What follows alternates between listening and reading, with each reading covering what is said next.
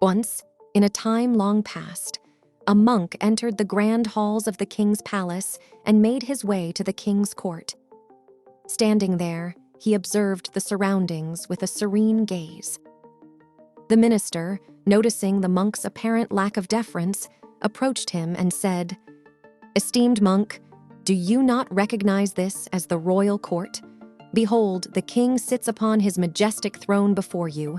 It is proper to bow in his presence."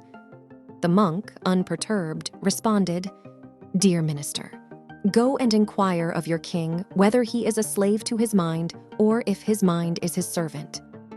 Curiosity piqued, the minister relayed the monk's question to the king. Intrigued, the king asked for clarification. "Monk, what do you mean by this? All humans are bound by the whims of their minds, as am I. I do as my mind dictates." Hearing this, the monk burst into laughter. "O king, you are enslaved by your mind, whereas my mind is my servant. Thus, you are a slave to my slave. How then can I bow to you? You are not a sovereign, you are subservient to your own mind." The monk continued, offering an analogy. "Consider this. If a horse is under the control of its rider, it can be directed wherever the rider desires. The horse yields to the rider's will because it is under control.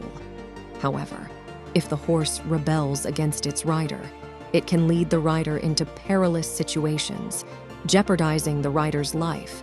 It is better for the horse to be under the rider's control than the other way around." The essence of the monk's words resonated with the king. He comprehended the profound message behind the monk's analogy. Moved, he descended from his throne and bowed at the monk's feet, seeking his blessings. Reflecting on this tale, we realize that many of us are captives of our own minds. Only a few possess the mastery to govern their thoughts. It is said that one who tames their mind can conquer the world. Though challenging, mastering the mind is not impossible. There are 3 main paths to gain control over the mind. First, through meditation, a practice that allows one to focus on bodily sensations or thoughts, gradually calming the mind's turbulence. Regular meditation, starting with a few minutes and extending up to 30 minutes, empowers one to rein in their thoughts. Secondly, breathing exercises serve as a powerful tool.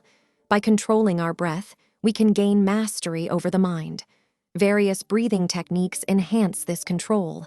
Incorporating them into pre-meditation routines amplifies their effectiveness. Lastly, the art of contemplation empowers us to confront our desires. When a craving surfaces, instead of suppressing it, ponder on its detrimental consequences. Visualize these ill effects vividly. By contemplating the adverse outcomes, the mind relinquishes its desires, falling under your control. In summary, these 3 methods, meditation, breathing exercises, and contemplation, offer paths to conquer the mind. Choose the one that suits you best, for by mastering your mind, you pave the way for progress. Remember, it is not merely essential to control your mind, it is imperative, for without this mastery, the mind can lead to both ruin and advancement. Like the story, then subscribe.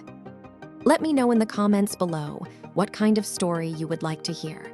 Thank you for watching. This is Life Stories.